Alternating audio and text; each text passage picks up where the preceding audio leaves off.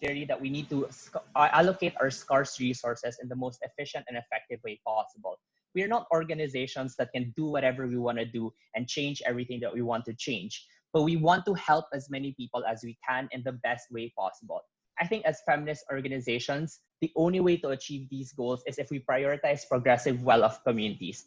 What does prioritize look like? It means the two things. One, in terms of who do we prioritize in recruitment efforts from the start, and eventually maybe we will prioritize later on after someone else after we have fully captured the support of this first group. Or second, in terms of prioritize, is what type of policies cater to primarily in terms of socioeconomic status.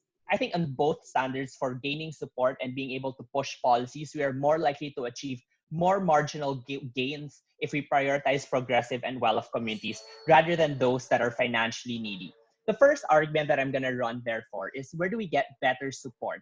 Better support does not only mean, one, the number of people that we get, but two, also the capacity for people to actually support by showing up, by lobbying, and by getting us money. So first, let's talk about support in terms of recruitment and numbers. I think it is fundamentally easier for us to get more progressive communities to participate. The reason why Hillary Clinton failed in her elections was not because people didn't believe in her, but it was because they were progressive, but were not stimulated enough to show up to vote in election day. I think it is important, therefore, that people don't only believe, but are recruited and reached out so that their belief turns into action. It is much difficult for us to do this if we go to conservative communities where gender roles disallow women from going out and participating, or when there's active policing by their patriarchs or by the men in their family, or even if in their heads they don't believe that women ought to be in these positions of powers. The confirmation that exists in their heads means that we have to expend more resources as a feminist organization to get that to support our cause.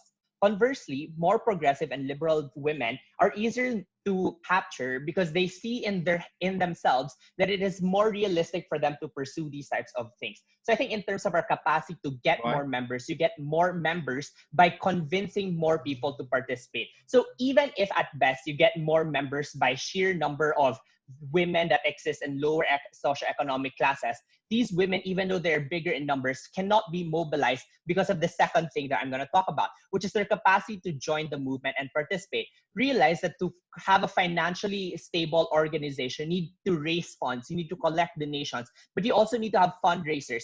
It is easier for us to be able to get this amount of money from communities that are well off. What do you use these funds for? You use these funds for more protests or more lobbying powers, or to create a more solid campaigning group to be able to lobby for more of these things. Or the fact that to participate in the Women's March, that lower socioeconomic classes don't have as much leaves, don't have as much capacity to go out and to stop going to work because of all the things that they have to deal with in their life. Or they are just fundamentally not allowed by structures that exist in their community. Plus, the capacity to join by women in lower socioeconomic classes is seen as a barrier because feminism is seen as something that is a dream compared to the life realities that they want to feed their family right now, or to get themselves money or food. So I think in terms of their willingness to participate and to actually go out and do the heavy lifting, it is unlikely to be effective, assuming that on both sides you have the capacity to recruit. I think it is about the capacity to actively participate that also then becomes important.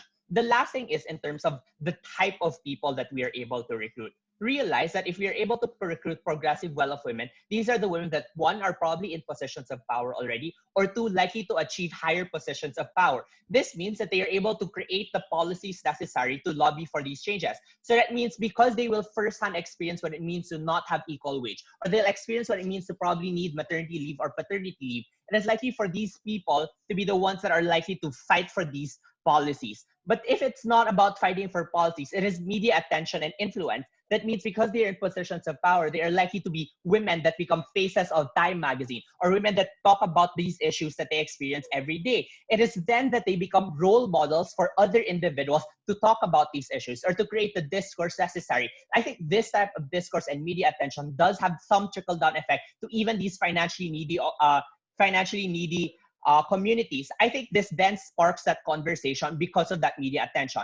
I think this is a better way than us as the feminist organization going into these communities and talking to them firsthand. Who are you for me to believe in you because you're a stranger entering my community? Versus if you're seen in media and you're talked about on various platforms because you're a powerful woman or a woman fighting against fighting against these structures, it is likely that these women are more believable because there's a massive collective action that believes in these women already. So in conclusion, the type of support that we get based on numbers and the willingness to participate and the capacity to participate and the type of people that we get, it is fundamentally a more effective use of resources to do it with these progressive well-off communities. The last thing that I'm going to say is why it's easier to push policies and what type of policies we're going to be able to push. So earlier I talked about the type of people that are likely in power. But even if it's not about these women that are in power, I think it's about the types of policies that they want to push because these are working class women, maybe in the middle income to higher incomes. This means that they're likely to push for things like maternity leave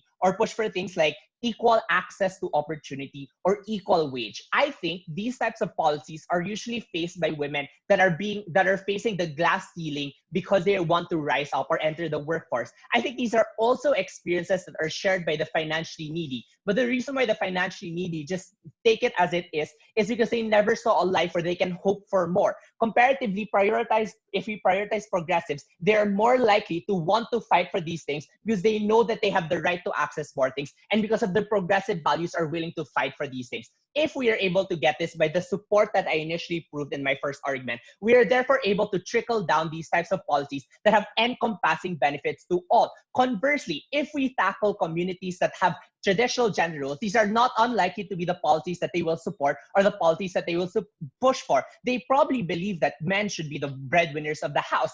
I think that does put us in a disadvantage in getting the policies that encompass all women as a whole. We'd rather that these middle income or higher income women are the ones that are pushing for policies like equal wage and equal access because they also trickle down to your poorer communities that will later on be convinced and to participate, or because they'll have the capacity to access the benefits that all these other women as a feminist organization is able to achieve. We are proud to propose.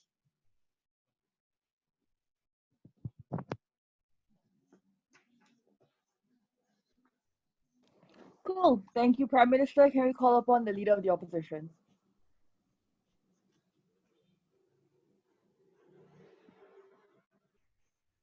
Wait.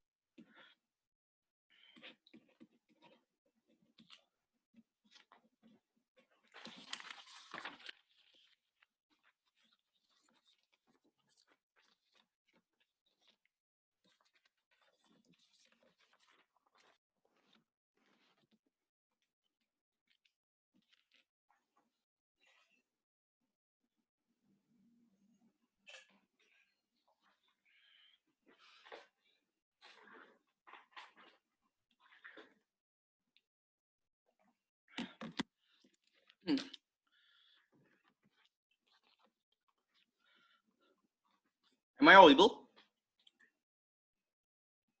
Sorry, am I audible? Yep.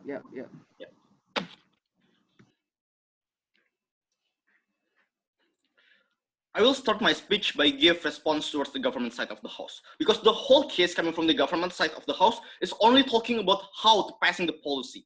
Their logic as simple as, because if we progressive, we have more constituents, so more support. Just as simple as that. I think under their logic is only can be applied in the progressive society only, and the world and the world will be more likely to be rejected by the conservative society at the end of the day. We think all of their case is wasted at the end. Why? Because when we're talking about how to empower women, the most vulnerable ones is the women in the conservative society, ladies and gentlemen. For example, on how they are not educated enough to know what are their rights from begin with.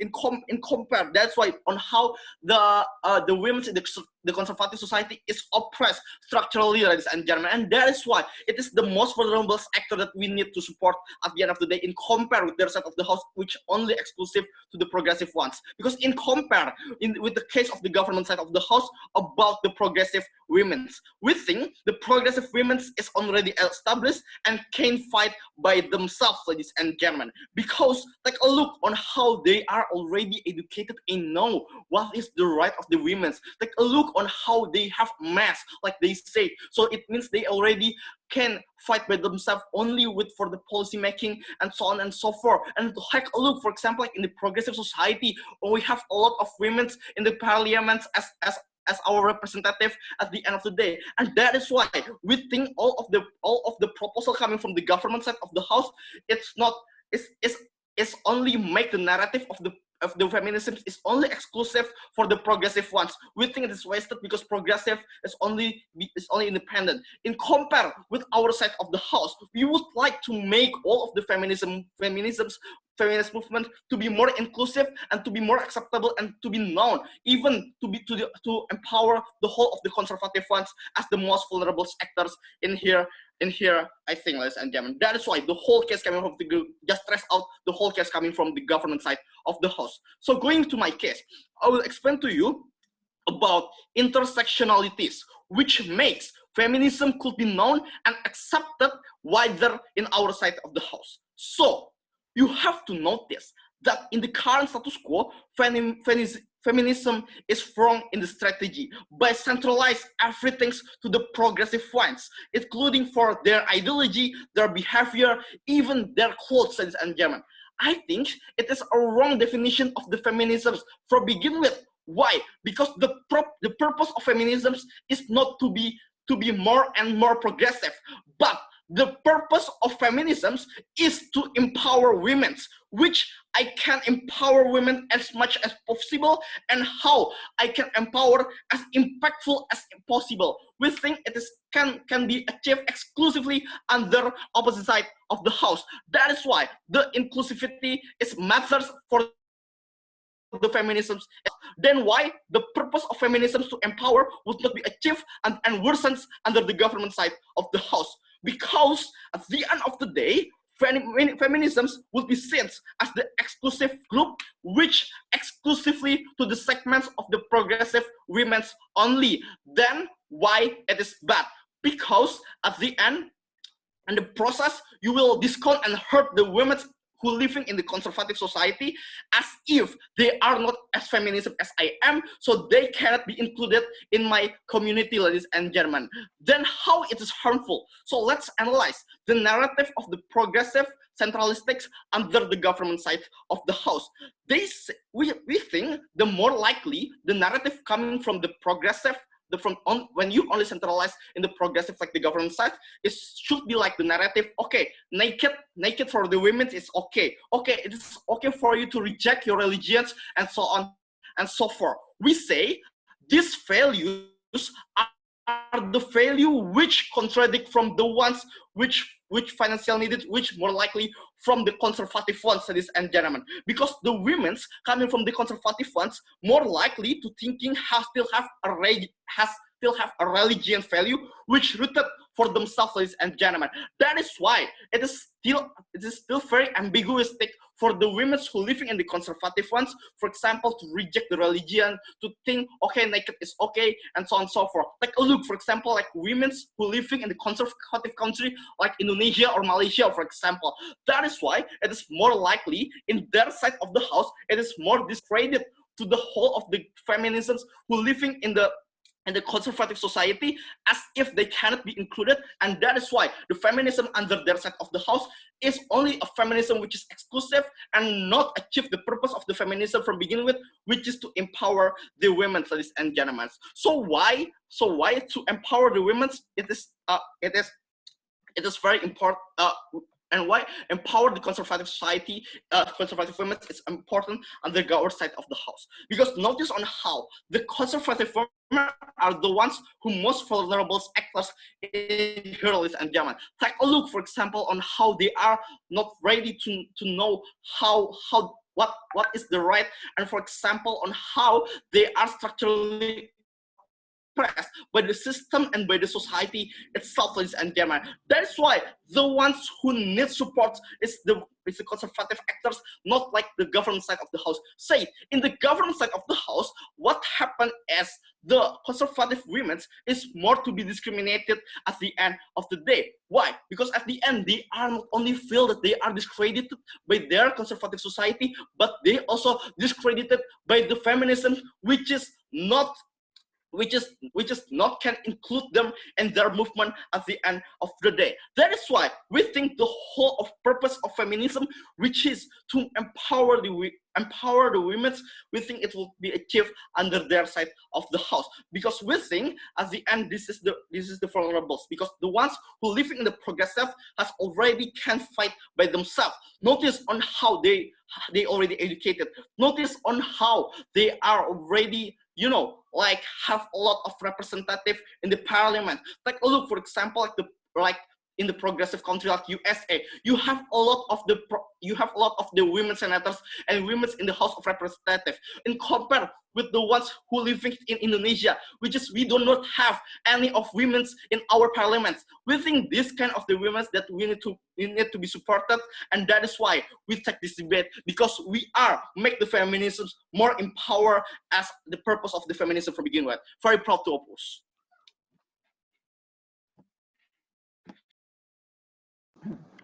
Okay, thanks, Leader of Opposition. Here we now have DPM.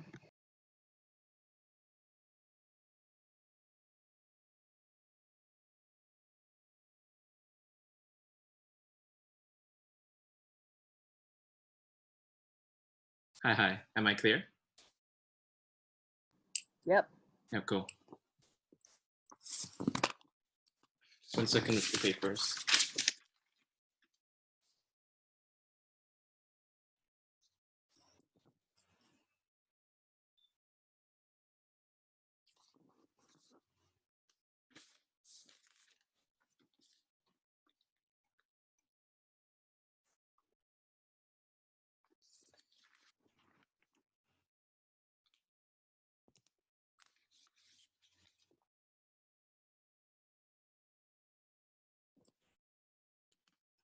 I'm still clear, right? Just to make sure before I start.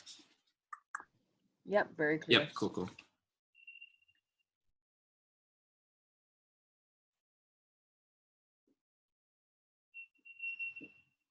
There's a reason why historically every civil rights movement, like like for instance the American civil rights movement or movements that tried to abolish slavery, first targeted the most privileged individuals who are aware of and are sympathetic to that cause. The reason is very simple. It's because pitting eggs against the wall, when you specifically target the most vulnerable people who simply are A, not receptive to your cause, B, even if receptive can't really do much, C, would face huge degrees of backlash to stop your policy, and D, prevent the sustainability of your movement, is not a very smart idea. I'll be talking about three broad things in this speech. I'll first talk about why essentially we think that this policy is a good one, dealing with some brief strands of responses coming from OO. I'll then give the mechanism as to why eventually we will be able to cater to these minorities anyway, and talk about why this is a trade-off we are happy to take on opening government. Thirdly, I'll mechanize the sort of harms and backlash that OP has to defend if they immediately target these people now. But before that, just a very quick piece of context. Given that A, the motion exists within a single country, I just don't think comparisons of radically different sort of socioeconomic strata or sort of senses of liberalness are correct. I just don't think OP can say,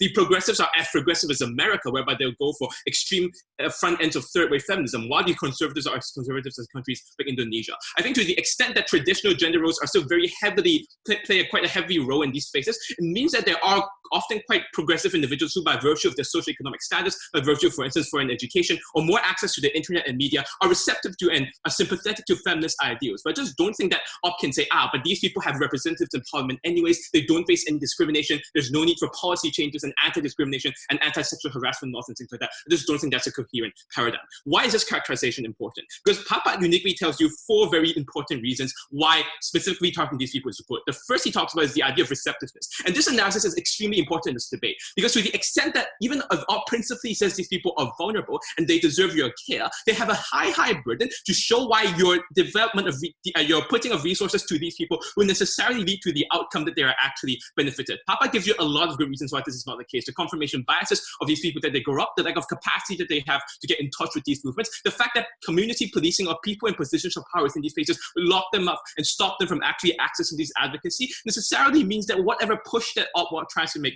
is necessarily futile in the short run. And Papa gives very good reason for this, right? It's because in these countries, the normative discourse surrounding feminism is not to the point where more people in these communities can be convinced. People still feel this as an alienated concept. To use Papa's words, they just still see these people as strangers entering the villages and disrupting their traditional meaning of life, which means there necessarily has to be a top-down approach that shapes the discourse and normative understandings of what feminism is about before we can actually target these people. Papa then says, even if they can change, right, in terms of capacity, in terms of political capital that they have, quite often these people lack things. Things like zoning laws, gerrymandering necessarily mean that these poorer areas are poor for a reason. It's likely because they don't have much policy weight in terms of what they can do, right? He also talks about how these people necessarily lack time and lack money to actually be able to invest in these causes and do important things, and also lack the requisite media attention to bring their issues to light, even if they're convinced. Papa also gives 3 very unique impacts. He talks about how you change policy, how you create more role models on our side, and also how you get more sustainability. And this is key, right? Because the feminist movement is not some infinite superpower resource that all can simply pump a lot of money from, especially within these contexts. The ability to secure donations and secure the money for you to continuously do your things is especially key, which is why essentially targeting these rich individuals is very, very important to ensure that they donate and ensure that they take cost to your movement. Now, to this extent, Op says a few things. The first thing they say is this idea that there would be a sense of abandonment and alienation by these people. But I'm just not sure that's true, right? The premise of that argument is that these people need to know of the feminist movement in the first place, which given the structural barriers is already unlikely, and they're probably already alienated from it from the get-go. I think rather the normative change that Papa posits allows for these people in the right time to actually understand and accept this movement upon which they actually do this. The second thing they talked about is this idea that there would be a huge degree of hatred of the movement because we would push for crazily progressive policies. I just don't think this is true given the context I've established, but even more importantly, because I think it's fair for Gov to prop a feminist movement that's quite rational, right? Which means to a certain extent, the sort of policies that they push will not be policies that necessarily alienate even the majority population, which I think is fair to assume is still relatively religious within these areas given the setup that Op gives, right? Which means we can push for things like, for instance, maternity leave, for instance, equal wage. We don't have to defend a world where radical third-wave feminism is the only policy platform that we stand for in order for us to have irrational losses in terms of this, right? But even more importantly,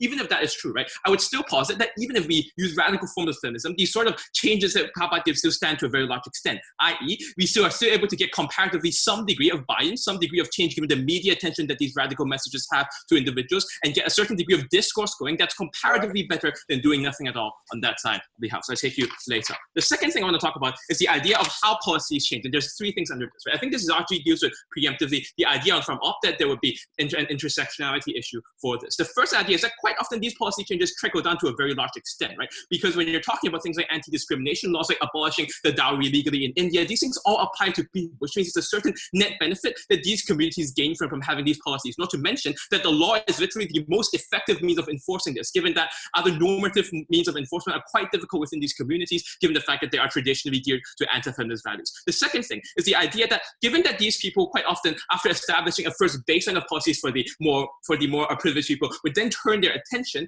to these other policies as well, given that they need to continue to push for the feminist agenda, given that these people quite often would now bring attention. This is especially important given Papa's characterization of how discourse works and how after we target the progressive individuals, there'll be a nationwide understanding and much more discussion about feminist ideas that slowly and eventually spreads to these areas. This is important, right? Because in order for their policies to be actually targeted, they need a certain requisite degree of understanding of this movement and a certain degree of visibility for them to speak up and talk about things like the harm that they face in status quo. I think it's far harder the point at which you don't have that normative discourse to shape the ideas that only comes from our policy. The third thing is that we think quite often the people within these positions of power, people that do care about the feminist movement in general and do care about vulnerable people, given the fact that they buy into the movement in the first place, right? Which gives them a normative incentive to actually care about these people, especially because they have the privilege of experiencing things that these people do not, which is an extremely powerful kicker for sympathy that these people have. When you look at people like Yusuf Malala, whose family owns a school chain, is exactly why she understood that education was so important that got her to campaign for education for women in her areas as well. The last thing I want to talk about is backlash. Right? I think backlash not only extends to Papa's lack of receptiveness, but it's extremely damaging. When you go in unsolicited without any normative understanding or normative contact with the feminist movement, you get extreme degrees of harm. They can lead to, for instance, extremely violent actions against the people that you go in because people reject your idea as being anti their culture or anti-religion. The extreme hostility that you feel will not only extend towards the members of the movement, but also women in these areas. Right? When you go in without the requisite sort of discourse and normative acceptance that you have, you get increasing extremism within these places where they seek to, for instance, lock away women from accessing social discourse, from having opportunities, from leaving the door because they're worried about you trying to attempt to disrupt your life. This not only stops the receptiveness, but incurs an additional layer of harm upon the very vulnerable woman that Alt wants to defend. I can't be prouder to propose. Cool. Can we have yellow, please?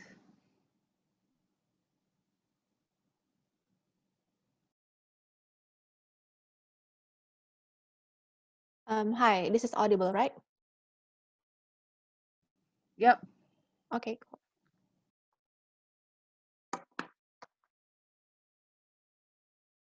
In the world that opening opposition wants to imagine, we want women who choose to stay at home and take care of the children never have to feel less of a woman than the ones who work in the 9-to-5 job daily, right? This is the one that has to be defended under their side of the house on how that the moment that they say that there will be trickle down effect and etc. because they say they are going to have this kind of influence that wants to change every woman to become this kind of Western hegemonic dominating discourse on how that we should be progressive, that we have to work on the 9-to-5 job in order for us to feel less to feel finally equal than men. Because in our side of the house, we say that feminist movement should not even pursue that we have to be same as women, as same as men, but we say that we want to feel equal for the things that we do, for the things that we do at home as a women. We say that we want to be valued. We want to be valued at the very first place. That this is the times that this is the things that we want to pursue under opening opposition. Because because it's very easy for them to say that they want to change every woman to have this same mindset, because they easily run away by saying that it's in a country and therefore inequality is not that much severe. But the fact that even that there are progressive and there are people who adhere to traditional gender roles indicate this kind of inequality in itself, on how that people are still rooted to their culture and religion, for example, and some for maybe urban areas in a metropolitan, for example, that are really secular and pursue this kind of progressive, right? In our side of the house, we are the only ones who cater to these two very different, significantly different communities, right? That this is the time that we value women for their choice to stay at home and never discounting them for the choices they make in order for them to feel like more a woman. In our side of the house, I want to clarify to you one thing, that we never discourage policy changes, right? This is something that we welcome anyway for the sake of empowerment of women. But the question is it really exclusive to more funds, to more prioritizing the progressive women instead, and in the process discounting the women from traditional communities? We say that this is not something that's not true. That's not true, right? Because we say, Adit has explained to you that people with progressive values already are aware with their rights. This is to say that in order to gain more policy changes, it's not exclusive to gain more funds, etc. We have seen the magnitude of Me Too movement, for example, on how that they only need social media, on how they only need supporter of the tweets, for example, that they are aware for their rights, that even from their magnitude of that movement, France choose to criminalize their catcalling, for example, for the societies. This is to say that the policy changes in the progressive communities have their own initiatives and it's well established and independent. Therefore, there is no urgency for us to prioritize this kind of women in order for them to go and to fight for their policy changes at the end of the day, right? Because this is something that's not exclusive and has no urgency towards their side of the house. I'll take yours later. But I'm going to prove you two things in my speech. First, I'm going to prove you why we should tap the urgency to tap into the traditional communities, because they are the most vulnerable women. And second, I'm going to prove you why the future of feminist movement is only going to be better under opening opposition, where we prioritize intersectionality. First, I'm going to prove you on why the traditional communities are the most vulnerable women. First, we have to see the traditional women who adhere to traditional gender roles have the capacity, have a very low capacity to fight for themselves, right? They are the ones who mostly experience domestic abuse in their households, for example. They are unaware of their rights, and that's why they are unable to find their voices in the fight for their rights, right? We say that this is something that's harmful and needs to be prioritized by feminist movement. Why so? Because feminist movement, in its sense, have to prioritize the empowerment of women from the very first place. What does it mean? It means that we are going to educate them with lesson about choices, for example, that these are the choices, and if you choose to do your traditional gender roles, it's perfectly fine. That is something that we want to pursue at the end of the day. Yes, I'll take you opening government. I think it's fair to say that these women are vulnerable, but when we have shown that one, your prioritization of them does nothing to change them, and two, makes families more extreme and harms them even more, why is their vulnerability an excuse to do something that's futile and harms them actively?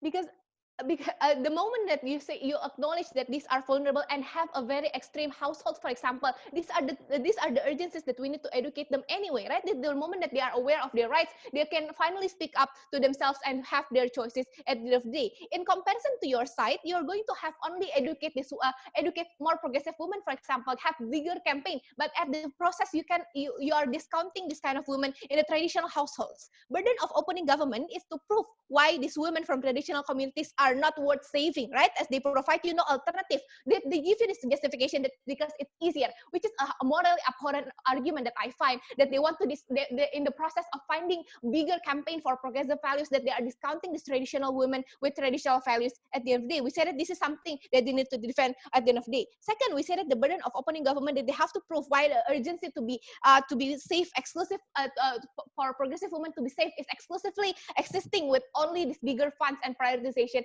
at the end of the day, which I have proven you it's not. Okay, so let's give you the comparative of the world, right, on of how the feminist movement is going to be better in the future only on the opening opposition side. No, thank you. So the comparative here is this: in opening government, the dominating discourse that will be created under their movement is women are the ones who are progressive. That means that you are only going to focus all your funds to your campaigns that clearly stated that women have to be progressive in order for you to be included in your campaign. They argue to you that this is not going to discount, and this is not going to be discount, and has not created backlash for a lack of analysis anyway, right? But they say that the moment that you prioritize this kind of campaign, you're going to discount all of these women that have a traditional background at the end of the day, right? So why intersectionality matters and why opening opposition is the only one who contribute to this analysis, right? Because we say that even though you want to argue that this is a single country or whatnot, we say that this is something that's not generalizing at the end of the day, right? Because this is what opening government has done to you in this debate, that they generalize all women have to be progressive, that all women have to work a 9-to-5 job and push for maternity leave at the end of the day. But we say that there are women for different backgrounds, from the socio economic background, for example, in the rural areas, that have experienced a deep-rooted culture at the end of the day. What are they going to respond the moment that they see the dominating discourse coming from opening government? They will see that I will not join this kind of organization, I will not join this kind of movement, because this is something that's not adhering to my belief that I have learned from the moment I was born, for example, the religious teachings, for example. We said that this is not something that we want to pursue. Why does feminist movement have to be inclusive? Because we think that the moment that inclusivity matters in this movement, we said that we are not wasting our scarce resources for the ones who have already empowered anyway, and we tap into the most vulnerable market, that is the most vulnerable constituents, which is the women from traditional background we oppose. Thank you.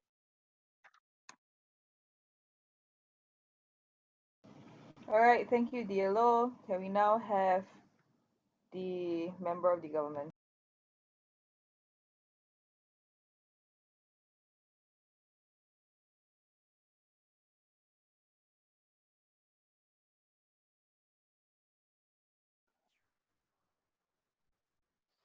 Hi, am I audible? Yep, you are. Yeah, okay.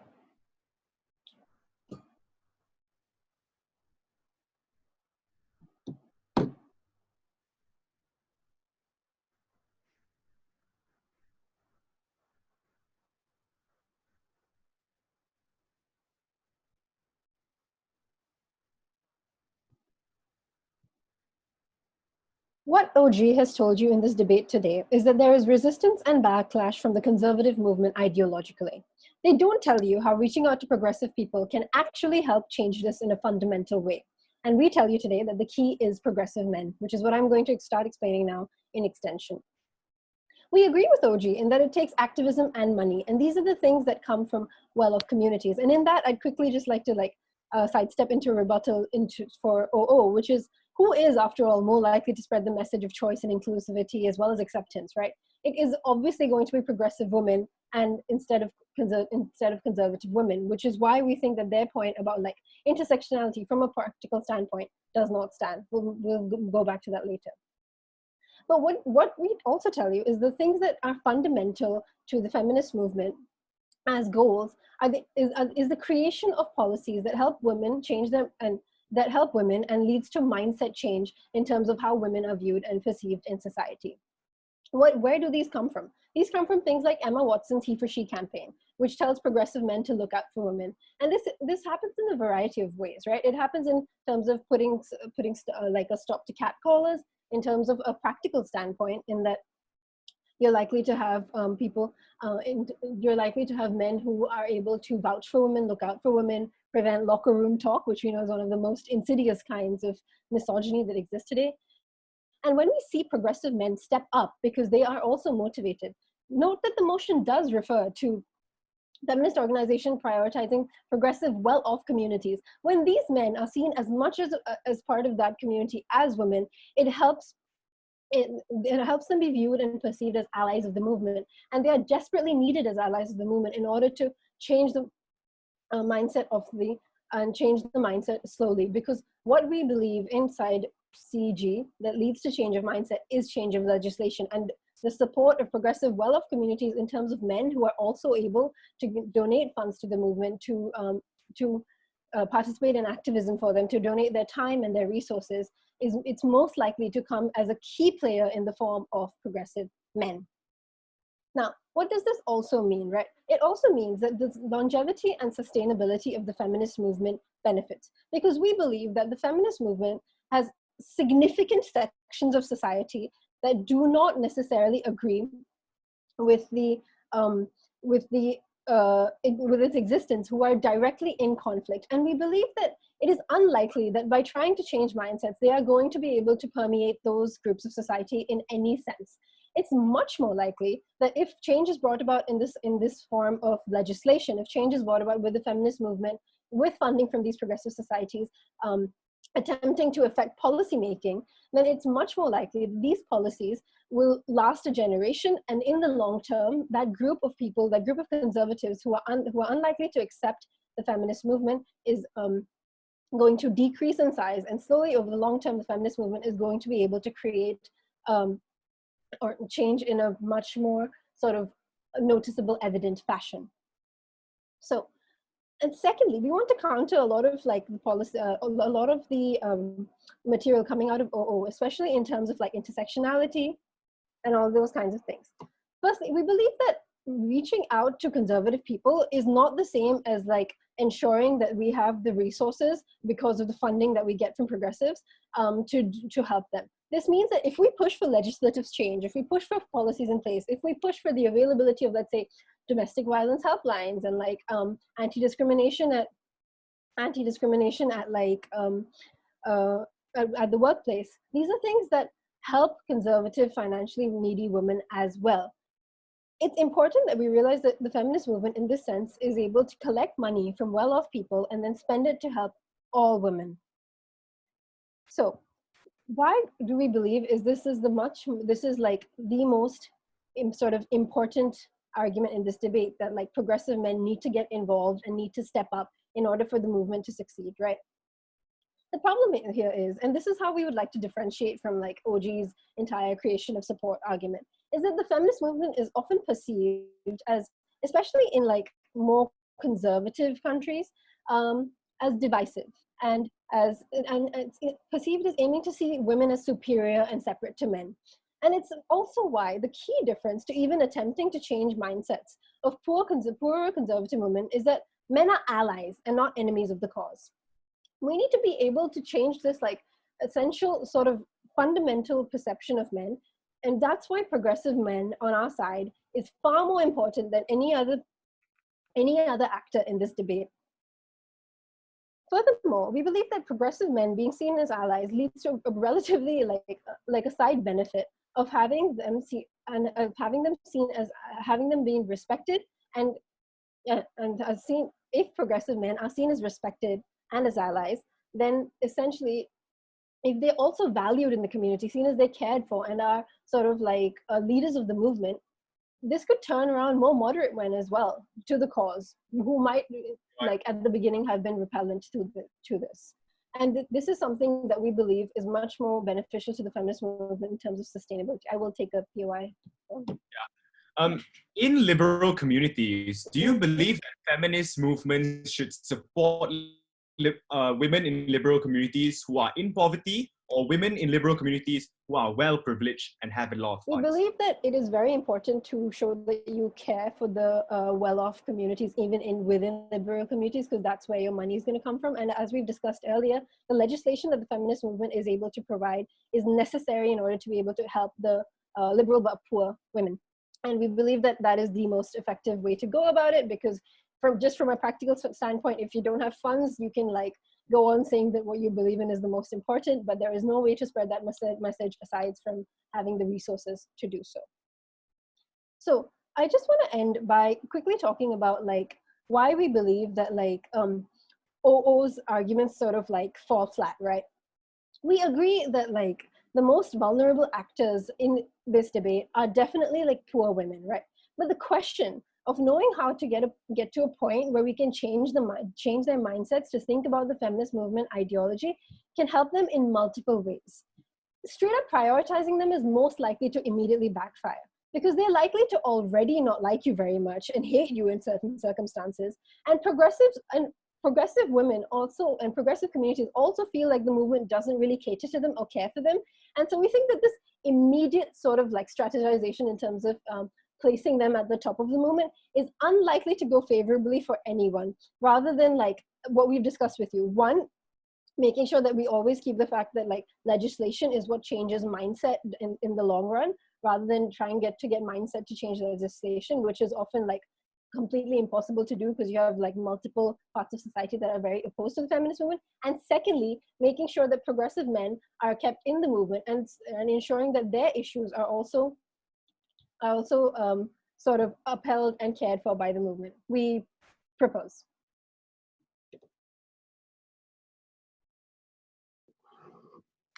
All right, thank you, Member of Government. Can we have Member of Opposition?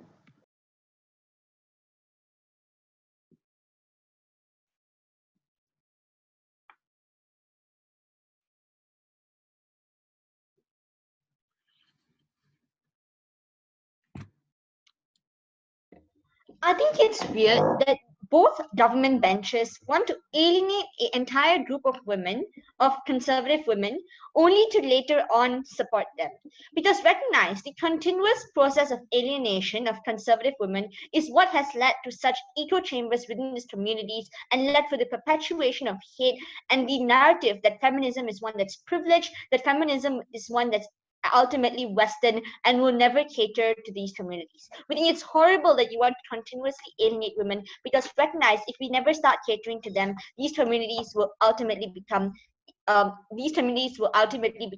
too out of our reach.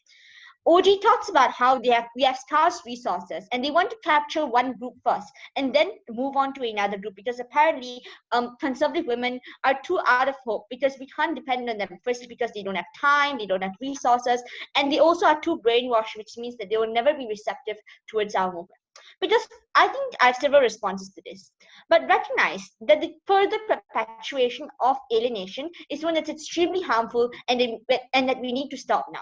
We tell you from the side of closing opposition that conservative women have faced compounded amounts of oppression simply because not only do they live in very toxic cultures, but they also are brainwashed to a level where they don't have enough ability to fight against it. We say that the foundations of the feminist movement are based on inclusivity, and we have a moral obligation to protect every woman, and only protecting those who are privileged is one that's antithetical to everything the feminist movement stands up for.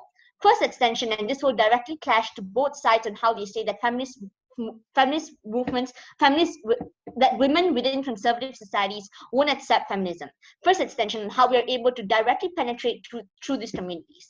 Recognize that OO tells you that we will merely be able to penetrate without ultimately telling you how. We in CO will extend on this. We say that in society today, feminist movement are able to penetrate to these societies because recognize ultimately, even though these women adhere to gender roles, this doesn't mean that they don't face ultimate suffering. These women are oftentimes the survivors of domestic abuse. They don't have access to a lot of resources. What we currently do is provide women-specific services, and this is how the feminist movement has, that in society today, slowly penetrated through these communities. We just need to increase those efforts because recognize providing women-specific services like distributing sanitary pads, sex education classes, soup kitchens, halfway houses for sex workers and abused teens. All these things means you're able to slowly garner support from every woman within conservative society.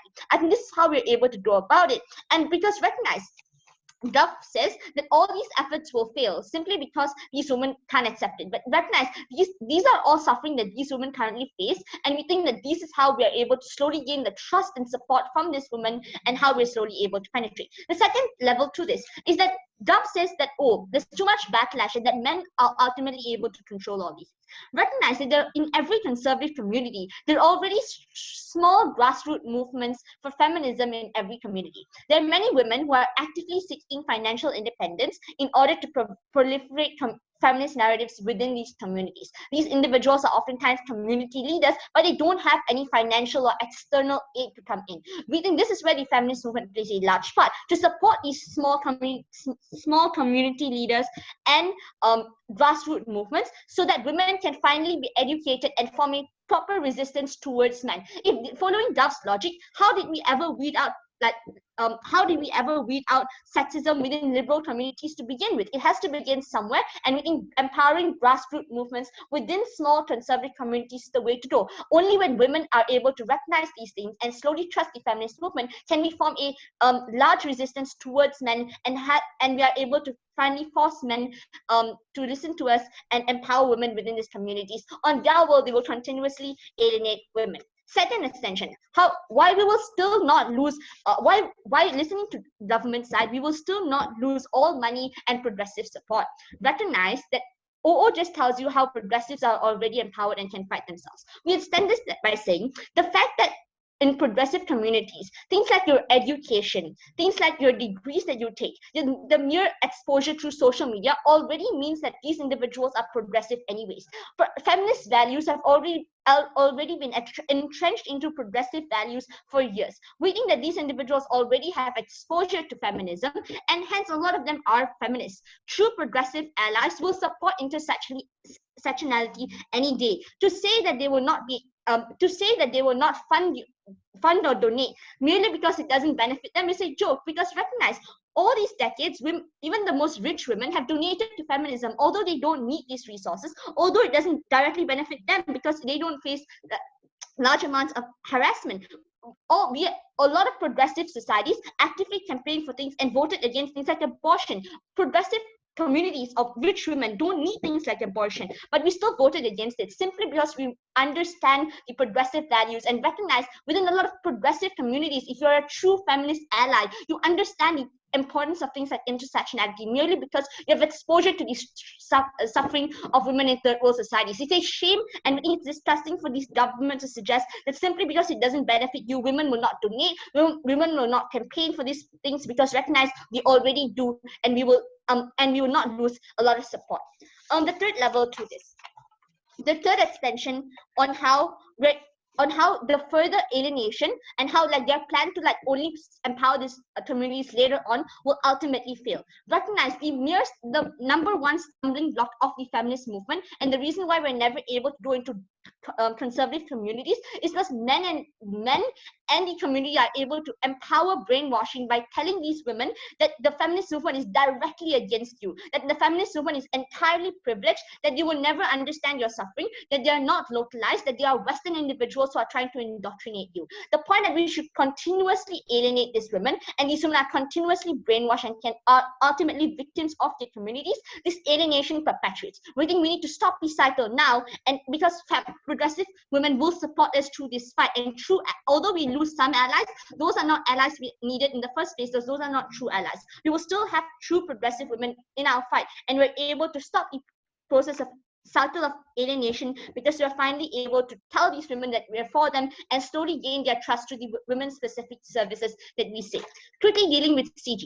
CG is weird because they want support from men to progressive men to donate to women. This is ludicrous simply because progressive men already have access to like progressive ideologies. It isn't that we need to fund progressive ideologies more for progressive men to listen. All these men have already had access to it. Some men listen and some men didn't because they have fragile male egos. These men will never change on both worlds, and we think that Emma Watson and the He for She campaign can still continue, but certain men will simply never change. And you need to tell me why the change is going to be so massive that these men will suddenly empower the entire community and become leaders for society. Because recognize the men who wanted to change will and are already changing, but those men who didn't change, and a lot of times men who didn't change will stay egoistic and stay male-centric anyways. We think that we can't depend on them to fight for things like legislation simply because for a lot of men, it directly like feminism and these legislation directly go against their interests. So it's ludicrous that you want men to finally realize, a lot of men to finally realize this and become community leaders, because recognize things like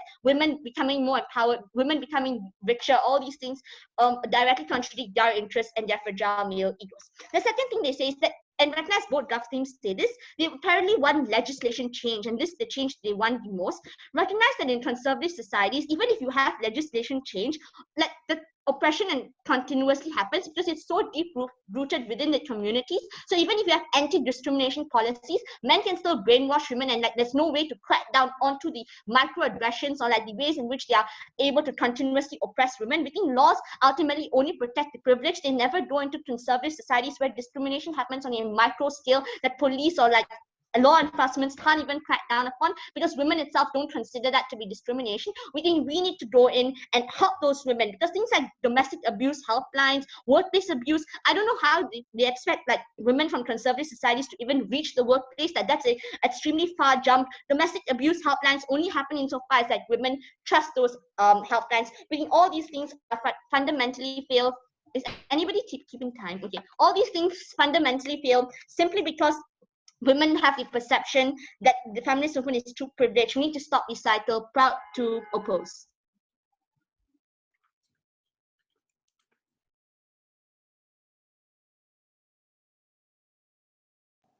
All right, for the last speaker on the Gov bench, can we have Gov Whip? Can everyone hear me? Yep.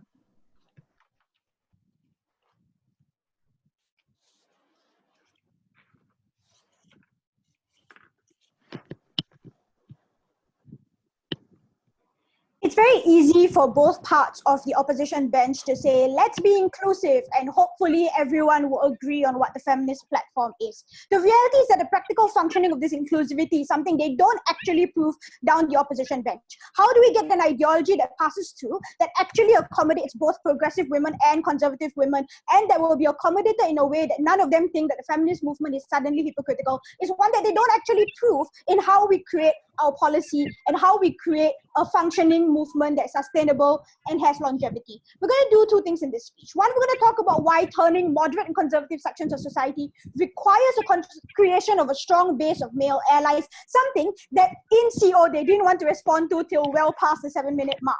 But then we're going to look at the idea of what exactly the idea is between the change of mindset and the change of ideology and how we create that. The first thing though, let's deal with these extensions from CO. The first thing they say is, well, Penetrating conservative societies involves things like the creation of soup kitchens, the distributing of sanitary pads, and the creation of trust. Let's be real, the first things first, these things need money, resources, activist groups. There is no bottomless pit to the feminist movement's resources that are available. Therefore, what you do need is a clear resource identification of where you're getting this money from. It is convenient for up to say, but progressive women will continue to donate. Sure, to some degree, some progressive women will continue to donate, but even progressive women are not a bottomless pit of cash, and you need some sort of ability to create a sustainable resource group, and it's not going to come from a conservative sections of society. And if your only strategy of how to keep this movement going is to continuously give away free things, I don't know how you actually sustain the movement in the long run. The second thing they say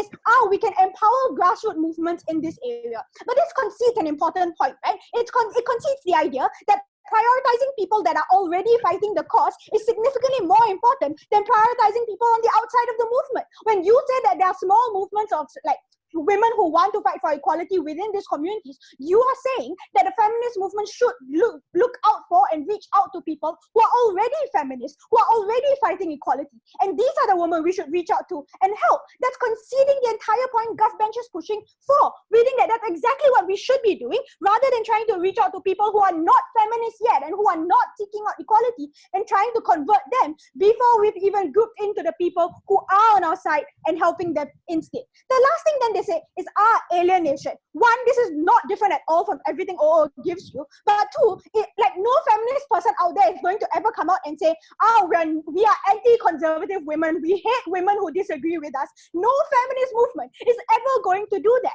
How we reach out to these well-off communities often doesn't come in such like overt ways that obviously alienate conservative women. It's obviously going to create it's going to be policies that try and reach out to women with resources, but obviously a lot of the changes that are going to be created are done in a way that will benefit conservative women as well. Because let's be real, any sort of policy change that you can create with these women and with this activism and with this lobbying will benefit the poorer women as well, in things like maternity leave, in things like health insurance, equality. All of these things benefit your poorest of poor women as well, and that comes from the ability to say, hey, look, we use the resources of all of these like rich white feminists and then turn it around to help you. We think that that's how we get the kind of change and the kind of trust that they claim is going to is going to turn these people around.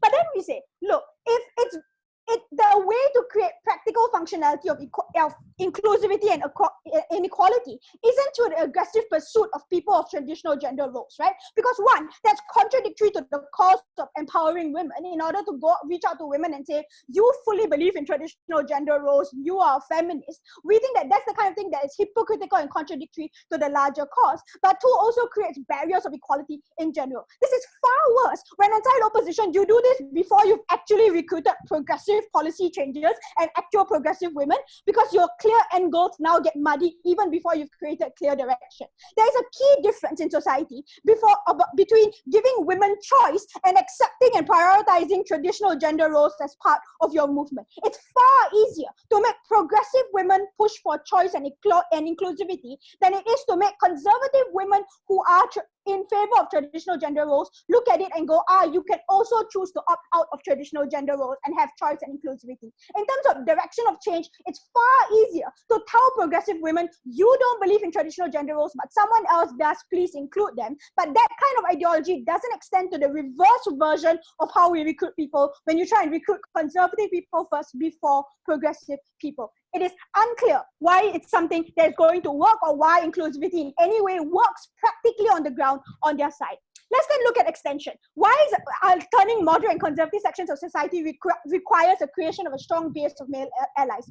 OO and CO are partially right? Progressive women might often be on board already regardless of action, and therefore a lot of what happens in OG is like sort of truistic. What is useful is broadening the progressive base with progressive men, right? What do progressive men bring? Something that CO sort of brushes aside without actually rebutting, right? First, we told you that they intervene in day-to-day breaking of misogyny. Things like calling out catcalling, things like stopping locker room talk, things like reaching out to stalkers or helping women who are being followed on the street. Progressive men are the ones who interfere in situations like this and say, women deserve to be protected. We will help you out to ensure that creepy men don't get creepy men don't get advantage. We think that that's why progressive men help. Secondly, and more importantly, we think you break the ideological stereotype that the feminist movement is radical, men-hating, and women are superior in any way. When progressive men are seen to be respected, uplifted, and seen as equal to women, that helps the cause in its first step to turning moderates and turning more conservative people to wanting to see that the feminist movement is not all men-hating and radical. We think that that's important because the only people that can help change the ideology is progressive men,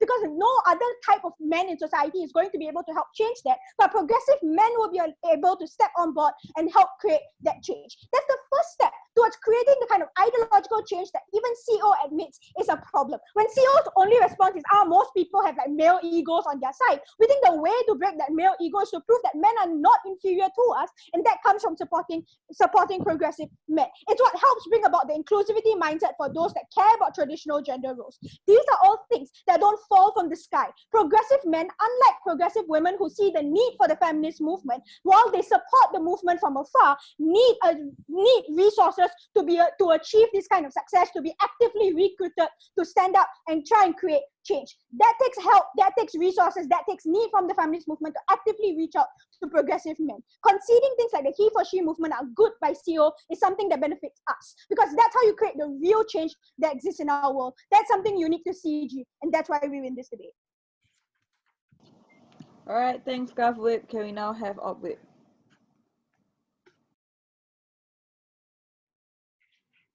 Testing.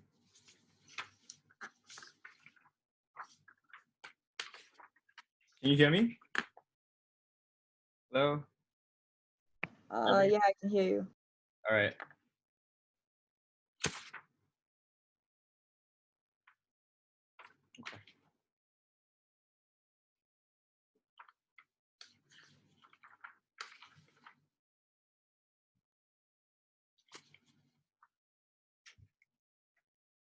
No, I'm busy. Close the door, I'm busy. Sorry. Panel, to be born in a country where you might be raped and blamed for that rape, to have your ambition defined as nothing other than a housewife, is not your fault, it is a curse. We say that the feminist movement is not going to abandon these people on side closing opposition. I understand. The few things I'm going to do in this speech, I'm going to respond to both government houses. I'm going to explain the deadlock between government and opening opposition on how they weren't able to prove the narrative that this is something that's actively sought after, and this is something that will function even if we can't increase the tenets of feminism. At least we save women, at least we support women, at least we prevent the largest harm on this debate, which is that underprivileged women are dying because of the lack of sanitation, lack of healthcare, and lack of education that government would rather provide to privileged women who already receive such structures. First thing about closing government. I know that closing government has some legendary speakers on their side, but let's distill the content from the blaze here, okay?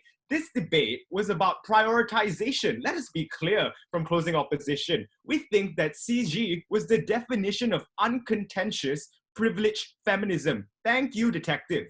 Feminism will work if feminist movements decide to invest in feminism. I can see it will work in progressive countries where you do gain the approval of progressive men. The contention here is that I think that is categorically unimportant to the plight of women in conservative countries.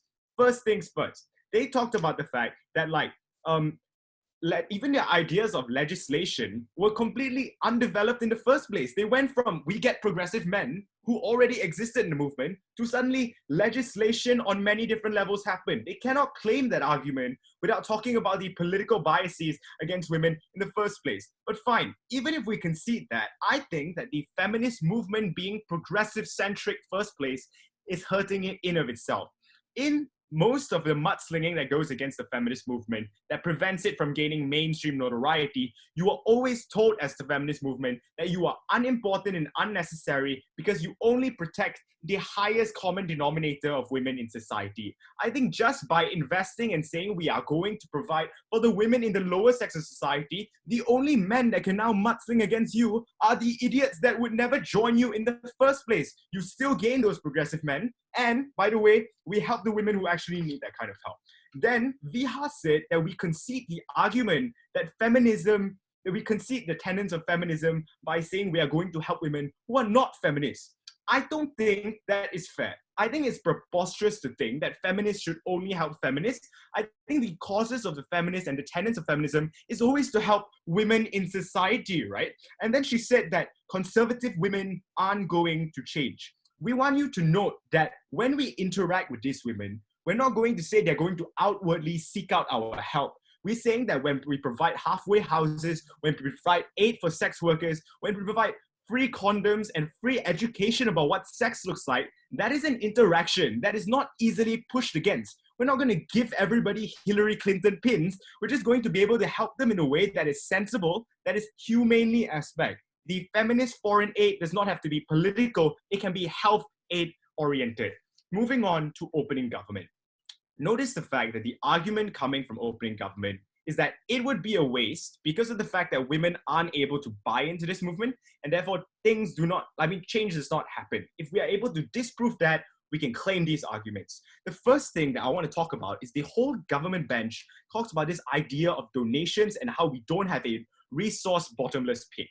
If you are a feminist, it is stupid to think you're going to pull out support just because it doesn't directly benefit you. Evidence of this is the fact that in liberal countries itself, you have women that support abortion and pro-choice, even though not all women need pro-choice. This means that depending on the political stratosphere of that area, you are able to advocate for all women, regardless of the fact that all women do not need certain things. I think the fact that rich women never needed help from the feminist movement to begin with, but still donated to the movement means you still get that. We don't have to fiat that we get more money. We say that the same amount of funds that they would like to have, we say that that's better spent on women in poor communities. But back to the opening government. First thing they wanted to disprove is the presence of movements in these communities. Government wants to push this idea that pushing for change in conservative communities is impossible. Listen, there are always individuals that will always believe in feminism because there are always women in societies, right? We live in a global age where things like Twitter exist, no POI, where things like education exist. So maybe we don't get every woman in India to join our cause, but the women and men that go to university, the women and men who have faced so much sexual discrimination, the families of women who were raped on the trains and burned alive are going to be willing to join us. We ask you to look at isolated areas with no feminism, places like Kurdistan, female armies, right? The Pussy Riot in Russia, the Gulabi Gang of India. This is proof to you that all these things can arise even without so much of a vacuum, right? What is the impact of this? This means that there are grassroots movements for the feminist movement to be able to increase. How exactly did liberal communities snuff out conservatism to begin with? We start small with small groups, we give them external aid, we build that community support structure to woo other women into the movement, and then on top, we are able to help people who need the two most important things to the feminist movement, aid and that structure. That is integral. Then opening government wanted to talk about role models that they create. It's past 6 to create the necessary discourse. If they are willing to concede the fact that feminist movements and the investment of feminist movements in liberal societies can create people like Beyonce and Taylor Swift that create feminist icons, I don't understand why they wouldn't suddenly translate to more feminist icons in poor, impoverished, conservative areas. We tell you that people like Malala, people like Benazir Bhutto, people like Aung San Suu Kyi are able to capitalize more when the feminist movement increases because of the fact that the feminist movement were involved in those things too, like lobbying for Malala Yousafzai to get the Nobel Peace Prize, Aung San Suu Kyi to get the Nobel Peace Award. All these things are feminist support that increase in society, right? Notice the fact that this is able to fight against things like the notions that female genital mutilation is okay, like sending the girls to school is okay. Because when Malala gained a lot of notoriety after the feminist movement supported her, schools in her area allowed women to go, right? These are the kinds of tangible changes we bring to you. We think, newsflash, there are goods that women will always need. There is aid that women will always need.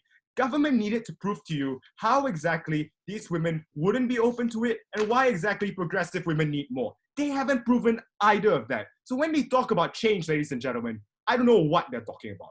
Proud to oppose. All right, thank you everyone. Please return to the main lobby. This is a silent round. It's a very weird thing that was said around here, but yes, please return to main lobby. Thank you for the debate.